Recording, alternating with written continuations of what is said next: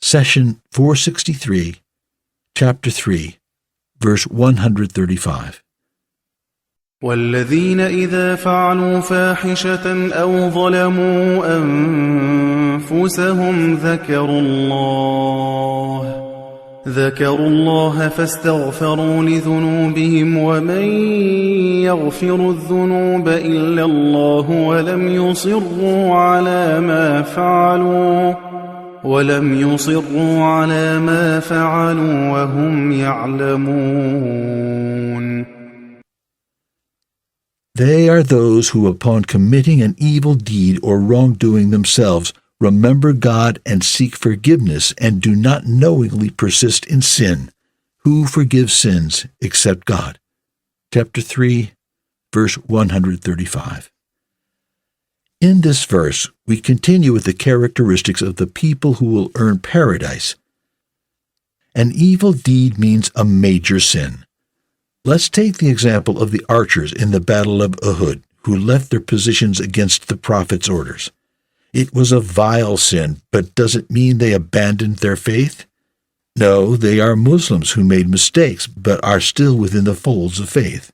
It was a major sin for those who encouraged the believers to leave their positions, and a minor one for those who followed them down the mountain.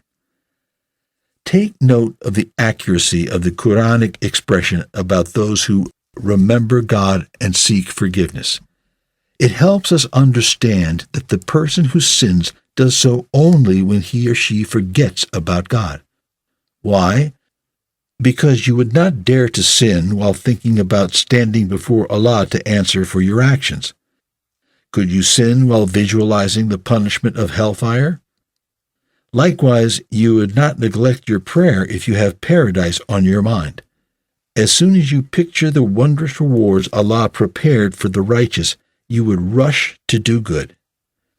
God says, "They are those who, upon committing an evil deed or wrongdoing themselves, remember God and seek forgiveness."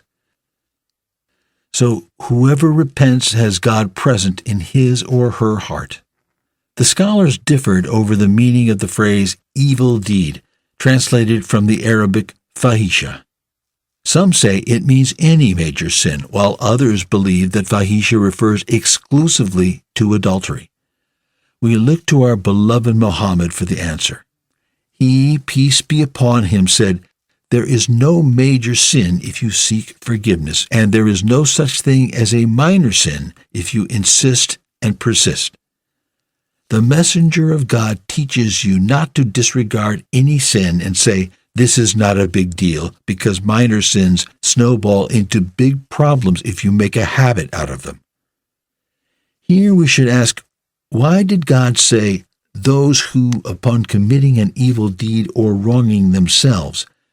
Isn't sin and wrongdoing oneself the same thing? Shouldn't the verse have read, "those who, upon committing an evil deed and wronging themselves"? We answer that Allah used the conjunction "or" because He wants to teach us a crucial difference between the two.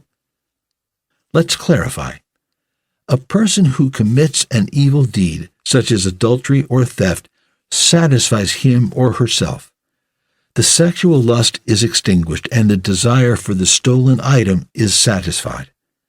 Such benefits are short-lived, but a benefit nonetheless.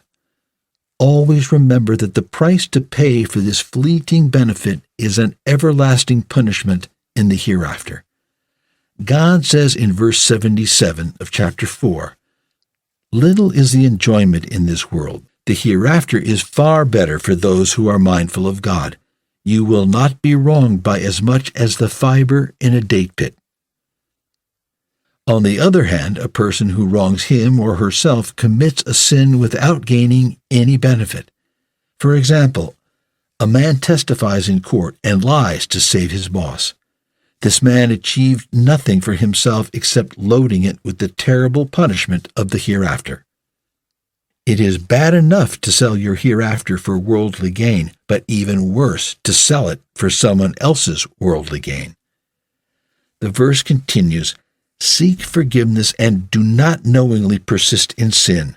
Who forgives sins except God?" To sin is to violate a directive of faith. Allah gives you a command, but you do not implement it, or it alerts you to a prohibition and you violate it. Nothing is called a sin unless God identifies it as such. We say that there is no prohibition except with a text and no punishment without a prohibition. Let me explain. When you hear the words sin and punishment, you immediately think that a crime was committed. But there is something else I would like you to think about. Before sin and crime, there must be laws and teachings that specify which acts are criminal and sinful. There is no sin without a text. A person cannot be punished except by a pre-existing law clarifying what is considered a crime. You cannot randomly arrest people and say, "We decided that what you were doing is a punishable crime." Rather, it is necessary to pass laws, give warnings, and present a clear text explaining criminal behavior. Only then can punishment be exercised. Put simply, there is no punishment without a crime, no crime without a law, and no law without a text. God says, "Whoever accepts guidance does so for his own good. Whoever strays does so at his own peril. No soul will bear another's burden, nor do we punish until we have sent a messenger." Chapter 17, verse 15. God informs and sends ample signs and messengers first, and only after repeated warning does the punishment fall. He says, "Just like the custom of Pharaoh's clan and those who were before them, who denied our signs, so Allah seized them for their sins, and Allah is severe in retribution." Chapter 3, verse 11. Allah also teaches us how to recover from sin and get a fresh start. He says, "They are those who, upon committing an evil deed or wrongdoing themselves, remember God and seek forgiveness, and do not knowingly persist in sin. Who forgives sins except God?" How do you seek forgiveness? Is it enough to say, "I ask God's forgiveness for what I did," and move on? No, that is not enough. You must be resolute to never commit that sin again. But God knows that we are human, and our resolve may weaken. We may fall into the same sin again. That it is okay as long as it was not premeditated. In other words, you cannot ask God for forgiveness while saying to yourself, "I know I will do it again, and I can always come back and ask for forgiveness." By doing so, you are mocking your Lord. What's more detrimental is the fact that you may never get the chance to seek forgiveness before death strikes.